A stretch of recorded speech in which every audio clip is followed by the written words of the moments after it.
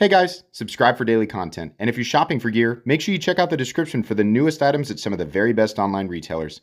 There's also links for some of the items that I personally recommend. Thanks! What's going on YouTube? Metal Complex here, and today I've got another short little unboxing video to share with you guys. We have a knife from Migron. I have no idea what it is, but I have had my fingers crossed for a bit on one particular model. If this isn't it, I'm just going to reach out to him directly and ask for it. But I want to see what we've got in here. As per usual, I will put the appropriate link down in the description so you guys can check it out. Helps my channel when you use those links, but that's up to you. Thanks to Migron for sending this in. Thanks to my patrons for supporting me. And make sure your notifications are turned on for my YouTube channel. So what do we have here? Something premium. Something premium. What do we have? No, wait. Is it? I can't remember the names. They're all so weird. Please. Please, please, please, please, please, please. Is that what it is? Yes! Neve's got to this one before me, but that's okay. I didn't even know this existed, and then someone else said, dude, you got to get on that. So this is the, what did I just show? The Vakor. So there's a version of this that is like, it's the budget version, right? This is 14C28N and G10. I think it's a $45 knife. It's one of the most recommendable budget knives ever. If you like the idea of the bug out, but you don't want to pay $400 bajillion or whatever price tag that Benchmade has on it, right? Well, that's the one I'm going to recommend. This is very good. However, if you want something just a touch more premium, actually quite a bit more, you can do titanium and M390. I will edit this video if I'm wrong. I believe this knife is $100. That's ridiculous. That would make this one of the best value pocket knives ever. Period. Now we got to talk about this. According to Migron's website, their HRC range, this is actually titanium. I actually had to go and make sure this was titanium. Their HRC range for M390 is 58 to 61. Now, I think they have a few blades on their website that are PVD coated, which would that would mean that the base of that range would probably be accommodating for those PVD coated blades, because the ranges, as far as I understand, are not specific to the individual models, but rather they accommodate for the entire range of M390 blades that exist on their website, whether coated or not. So your coated M390 blades are going to be towards the lower end of that, 58 to 60. Your uncoated blades like this one will be towards the upper end. Is this an impressive price for an M390 and titanium pocket knife? Yes. Is 58 to 60 an impressive range for M390? No. This needs to be at least 60 to 62. Migron, if you guys aren't watching right now, this is something that I'm going to message you guys about directly. But do I think that you could do that? And let's say it adds cost, right? This is still impressive. It's still impressive. I know that Migron's not the only company to ever charge $100 for titanium and M390, and I'll come back to that, right? But if you hit 60 to 62 HRC, do I think people would pay more for it? Yes. I mean, I understand it's going to cost you a little more to do it, but let's say you get this knife to 60 to 62 and you got to charge 120, 130, even 140. I don't think too many people are going to disagree with me when I say that's still an unbelievable value, especially when you consider you basically have no competition at that price point. Now, there's going to be tons of people screaming and yelling, Metal Complex, they're far from the only company to ever do this. Here's why I say that they don't really have any competition. Because everybody else who's ever done it is probably not coming anywhere close to 60 to 62, let alone 58 to 60. A lot of the companies who provide products like this participate in the manufacturing of clones. You can think whatever you want about clones, but I'm not going to trust a company to hit the HRC range, you know, exactly or even close, like the optimized HRC range.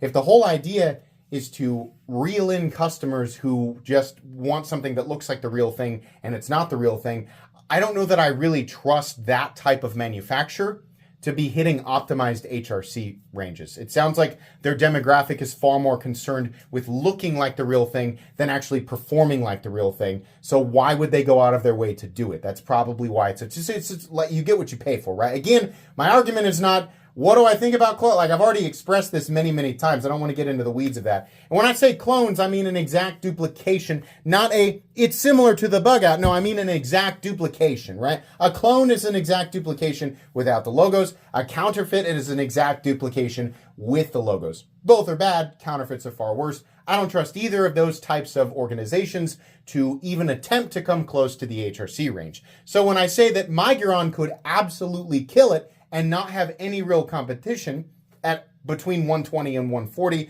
with a titanium and M390 knife hardened to 60 to 62, I mean, they would have no competition. And even those companies providing some of the same, titanium and M390 knives who do not participate in the manufacturing of clones, I don't think they're getting anywhere close to it either. Right. I would need to see batches and batches and batches of these things tested by somebody like Transparent Knives or anybody else who has proper HRC testing equipment and, of course, the skills and knowledge to operate that consistently.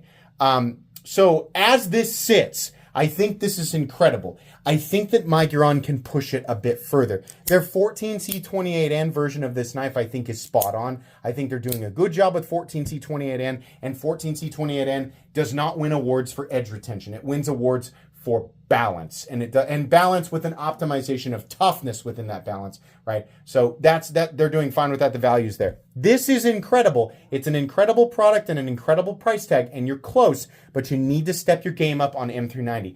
And if not, you need to switch out the steel for a different steel that you are able to hit within an optimal range for, a cost that you can fit into your whole business model, which is, providing super, super high quality knives for nowhere near the price of the competition, right? I'm a big believer in Migron. I think that they make really, really great stuff.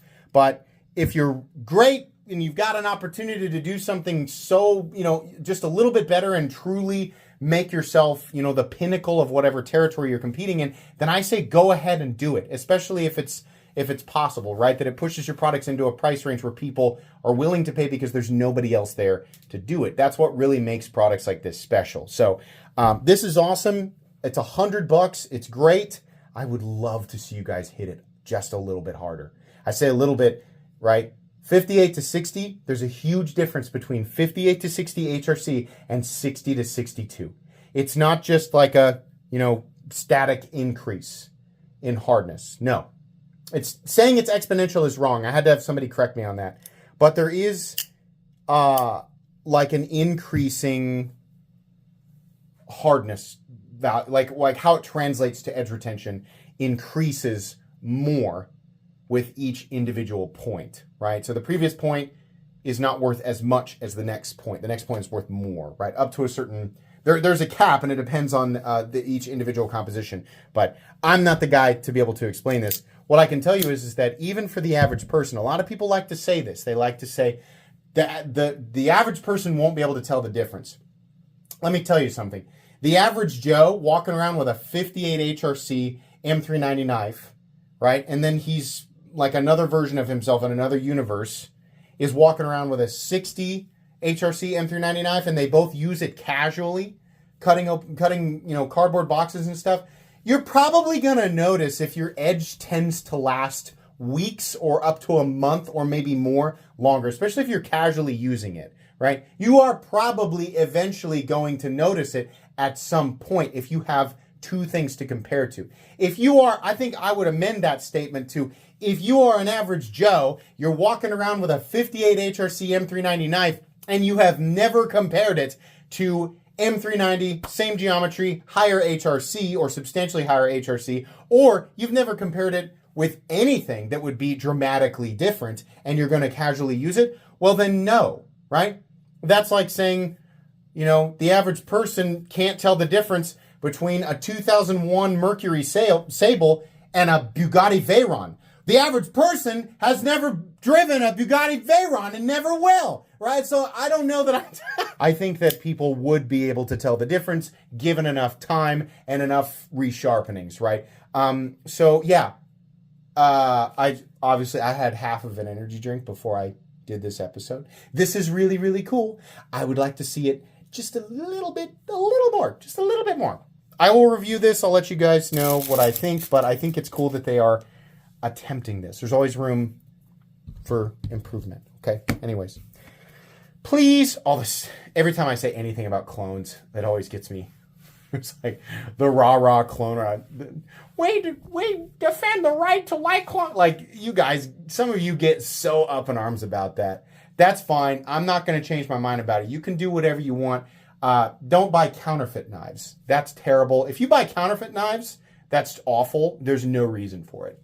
That's different from a clone. But if you're buying counterfeit knives, that's super scummy, boo, super poo-poo town to you. Like, ship yourself off to poo-poo town. If you're buying clones, I think there's a few different justifications. Honestly, I would hope that you eventually get to a spot where you're enticed to buy the real thing, or simply buy something that's within the same price range as the clone and is in fact an original design.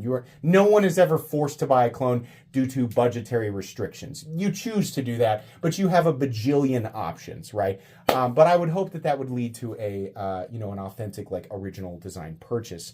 But if you're at that point, it's fine. Spend your money however you want. But I think either way, a super, fill your pants with spaghetti Reddit post will be the inevitability of this episode. So anyways, hope you all enjoyed this. Thank you so much to Migron for sending this in. Please make sure to follow me on Instagram at metal_complex. If you enjoyed this video, leave a like. If you'd like to check out my other content, I do, of course, have lots of videos of knives that are either expensive or inexpensive that I do or don't like, so check those out. And if you enjoy all my content, go ahead and click on that Metal Complex logo right there and subscribe, because there's definitely more coming. Thanks again for watching, everybody, and have a great day.